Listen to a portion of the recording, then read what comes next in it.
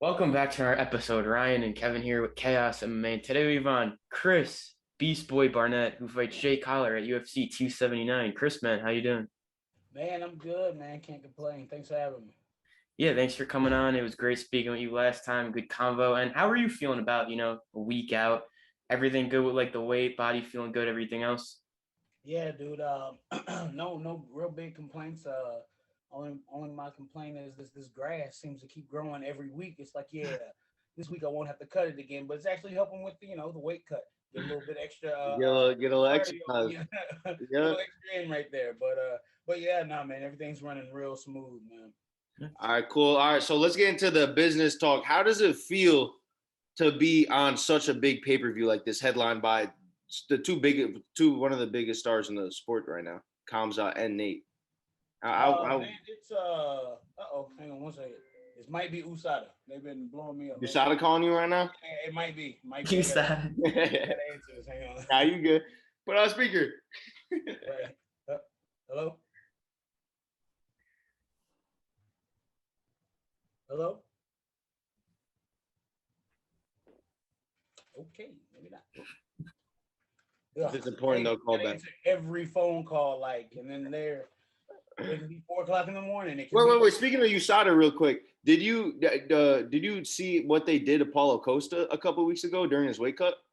I didn't see what they did. I heard what he said, and I was like, Yeah, dude, don't do like you're gonna ruin it for everybody. Like you're I gonna piss them know. off. They're gonna come at us now. But no, what they end up doing to him? No, so they were taking blood, like they drug tested him during his weight cut. So he was about to weigh in. It was like the day before weigh-ins. It was the day or two before weigh-in. So he's cutting all this weight, and they're taking his blood. Like he needs that blood at any important time. That's the time he needs it. They're Well, trying to I take his mean, blood. the if You they can take test him blood, in a week. Nothing's gonna change. It's not like he's but gonna if they're get all of taking it out of blood, his. that's Like, helping. That's helping with the weight cut. If you think about it, you're taking ounces away, right? yeah, but think about your So brain. Think about getting hit in the brain. I don't know about that. yeah. Well, I mean, I know I haven't been there yet, but those are the forms they'll do. They'll do blood if you can't pee. And I'm sure with his type of cut, he'd Yeah, probably already dried up. So they had to either do blood, and then there's some other way they can do it also. But yeah, man, the USADA don't play. They don't yeah. play. No, we try to do not play around. So, but going back to the fight. So for your walkout, do you have anything in store for the walkout? We got anything coming? Man, those are never playing. They just kind of happen. Or yeah, because last pay per view, amazing walkout. Yeah, like so, like with it, like the people that like you have to give the music to, they get mad at me because I'm so last minute with it. Yeah. It's always the vibe for me, man. If whatever's like, I might wake up and hear something and be like, yep, that's it right there, So, So you but pick out yeah, your song the morning of the fight. no, you're not supposed to. You're supposed to have something like already, for them. Me, Oh, they okay. get mad at me because I was like, look, guys, I didn't know, I couldn't, I couldn't find Just anything. give them Up a this little. morning, now I got something, but yeah. So those are never planned. Just whatever hits. Well, when that UFC Holy Ghost hits, that's when it gets to going. Yeah. Yeah, your last walkout at MSG was amazing. Like the fans were crazy about it. It was a great walkout. And for this fight, how has training camp been? Like, do you feel like this is one of the best ones that, like, you said you're feeling good and everything? Like a week out, do you feel like training camp just went smooth and everything's going well? Yeah, man. This one I'll say big difference from big difference from the last one. But with this one, I just finally like buckled down, and I'm actually training with the Lima brothers up at ATT, which is I always thought it was so far away. It's like 30, 45 minutes away. You know what I mean? There, and it was weird. It's like all big dudes in Georgia flocked there at one time. You know what I mean? So I've had heavyweights to work with, wrestlers, strikers, everybody that you can think of. To be able to work with. So between that and then also being again only 30, 40 minutes away, I could pop back in, and get back with the family and whatnot. So yeah, that's one of the biggest things, that made it 10 times easier, because I'm a homebody, with especially when it comes to my kids and whatnot. So knowing that they're okay always makes me okay, and going to those month-long camps, they're great. They're real good, you know what I mean? Getting out there, getting beat up by the Ousters and, the Stipes and whatnot. But it's always, I hate having to Zoom with the kids, you know what I mean? So, Yeah. but yeah, no, this one's gone exceptionally smooth, we'll say. Yeah, yeah. I remember in our last interview we talked about before your last fight, like you got to train with more bodies, like being around all these guys, training more. So that seems like that's the case for this camp too, like training with more bodies. Like how much does it help training with like so much more bodies? Because you get to see like more views of it or something, I guess. Yeah, it's a world's difference, and then the level of these guys. You got Treeson, the guy who basically what they say he would have won that tough season had he not hurt his knee. Yeah. Treeson's out there. You got both the Lima brothers. Like I know Douglas isn't fighting anymore, but don't tell him that, man. The way he the way he trains and spars, good lord. And then like just random dudes like there's this guy from South. I want to say South Africa. I don't want to misplace him, but he's from some part of Africa, but he's a Olympian, and then like a Olympic lifter, and then a wrestler also. And I was just like, what? Where have you been hiding? And then this other cat named Austin Green. Y'all remember that name? He'll be big real soon. He's think like 6'4". He normally used to walk around like 330, 340, and you couldn't tell. He just looked like Brawley from Dragon Ball Z, like literally the real life version of him. He's actually fighting the same night I am on B2 fights. But he does the AEW stuff. Like I think a couple months ago he was getting choke slammed by Big Show. You know what I mean? So like he's big, he's crawling that ladder up real quick too. He's 3-0 heavyweight now, so he cuts down to 265. So being able to train with him, just again random guys. I think my buddy Marcus Leach, he just had a couple fight. I think about a week ago. So heavyweights just randomly started flocking into this spot and just making it that much better. So not only did you have that team premise already around it, you're starting to get chips and stuff. And what I love about the Lima brothers is they're not trying to change who you are as a fighter. They just want to make you better. So whatever you've got on your little Batman utility belt, they're just going to give you another smoke ball or, another grappling hook or something, for you. That's amazing. That really is. Yeah, so can't wait for this fight next weekend. So I want to hear it from you yourself. How does Chris Barnett get his hand raised this weekend?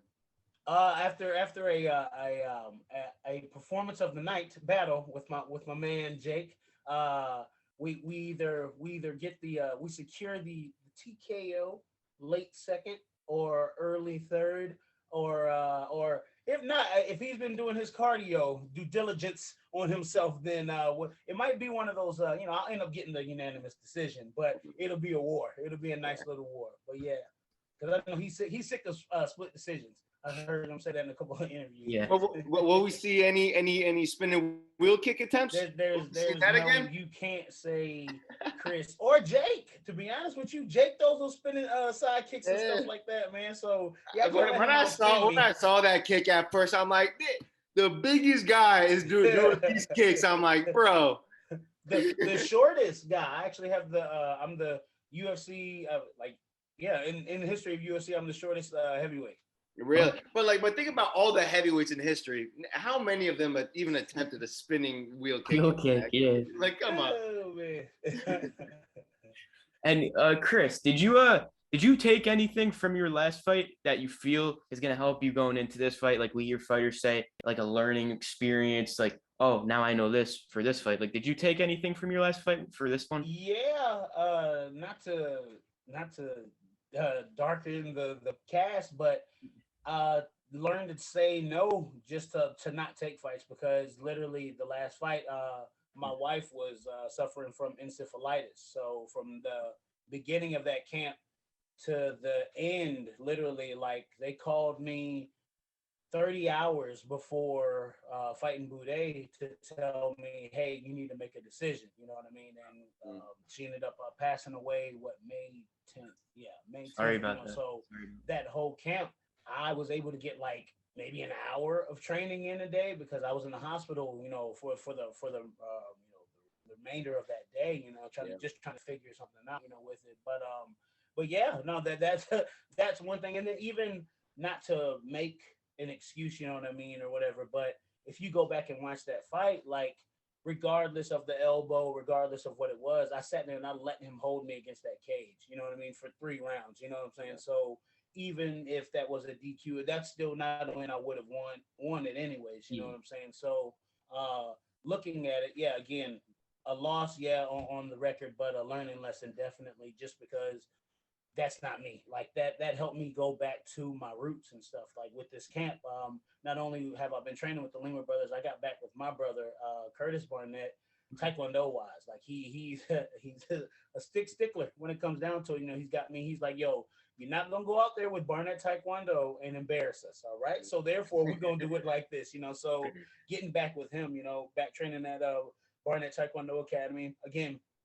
It was so. This was like such a great camp because I had literally family like boom right there no matter what, you know. So That's awesome. yeah, man, like this is this camp's been huge that the Boudet fight happened.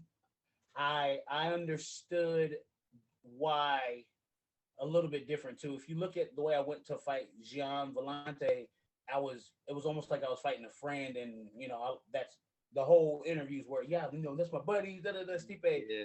Jake, I've always looked up to Jake in a manner because you know how people say, oh, I can identify with him. We are running this dad bod game. Me and Jake are on top of it. You know what I'm saying? So to be able to see somebody that looks like me and then to be able to fight him, me and him have been friends for 5 years. I don't know if he knows it, but in my mind, me and him have been friends. So you know what I mean? Like it's cool to you know what I mean to be able to see you know another big dude doing spin moves, doing this in the pocket, banging, moving, you know, constant movement. So it's over exciting for me to be able to fight what I consider a friend again, and I gotta outshine my friends, especially in the sparring. You know, when we're out there getting it, you know. So that like that's a different mindset too.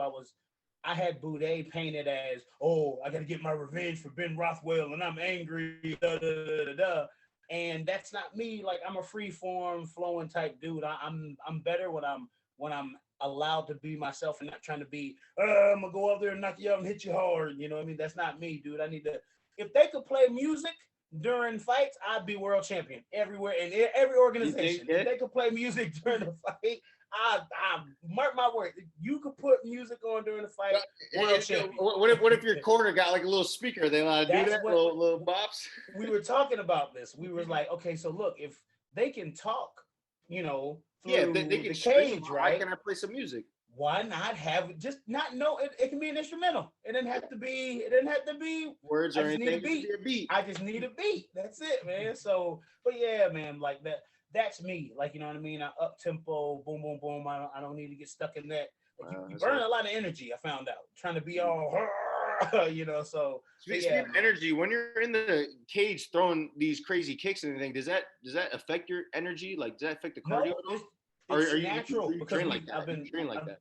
Yeah, I've been throwing it my whole life. Like, you know what I mean? Like what looks like oh man, he's gonna get tired throwing a tornado kick. And it's like, nah, that's like, you know, that's green belt number 3, 1 step. We gotta do that every day, you know.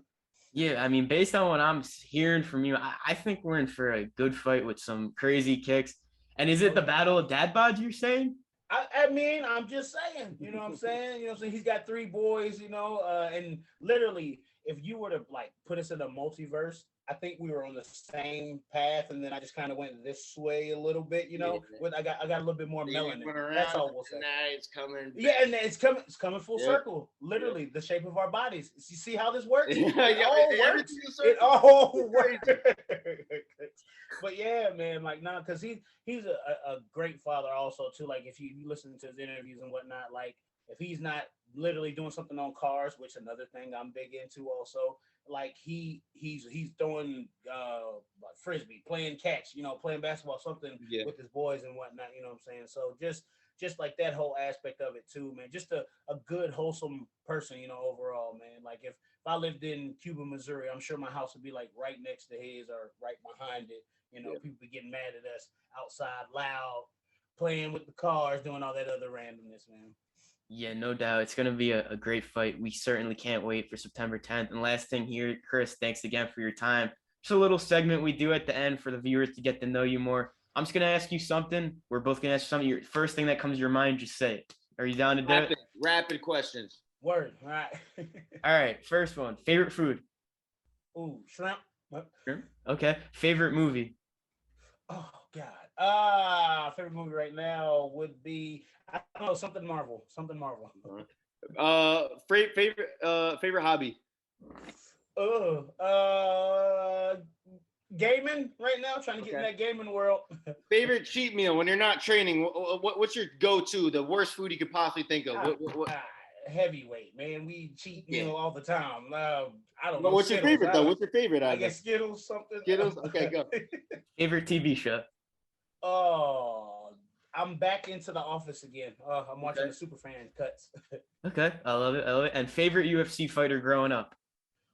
Ooh, growing up. Dang, that's tough. I guess Anderson Silva. Yeah, rapid fire. We'll go with Anderson. All right. Last one. Who is your MMA GOAT? GOAT. Hey, just to cheat. Fedor and Anderson. There we go. Those two. Okay. Well, Chris, thanks again for your time. We appreciate it. If you want to thank any sponsors, shout out anything. I know you're on Twitch now, if I'm not mistaken. Yeah, buddy. If you want to thank anything, the floor is yours, man. Shout out to Beast Nutrition, of course, getting me right, teaching me about BCAAs and stuff like that. I wasn't really looking at it, they were like, no, look, if you break this down for your body composition, you might have an ab show up. And I was like, what? But yeah, Beast Nutrition, Hayabusa, sports gear, dude, they just came out with more Marvel sets. Like they got these nasty Wolverine boxing gloves. The Wolverine. They'll send my way. Yeah. They look, man, very nice. ATT Lima. Shout out to the gym, man, bringing me on, adopting me in, and then again here, my home gym, my brother running that thing, man. Barnett Taekwondo Academy, of course, and then y'all hit me up on Twitch. I'm on there. I think it's Beast Boys 6116. I'll be on there randomly. I know they say set up a schedule, but what games you be playing on Twitch? I'm on everything. You name it, I'm on it. Like whatever. Like I'll get in the chat and run whatever, and then next thing you know, hey man, let's run this, and then we'll go run it. So honestly, it's like the first 4 people that show up. That's what we're gonna end up being running. That's maybe I'll show up the next one. We can play. Okay, hey man, let me know. Let me know. Be in here, baby. One thing, Chris, I gotta get you a new hat. I gotta get you a Mets hat. Wow, no! Don't listen to him, Chris. I gotta get you a Mets. That's a perfect hat. You have the best hat possible right now. Don't listen to him. I gotta get you one. But man, thanks again for your time. We appreciate it, man. We really do. Good luck for the fight. We can't wait. Yes, sir. I appreciate y'all. Thank you for having me. Good talking to you. Peace.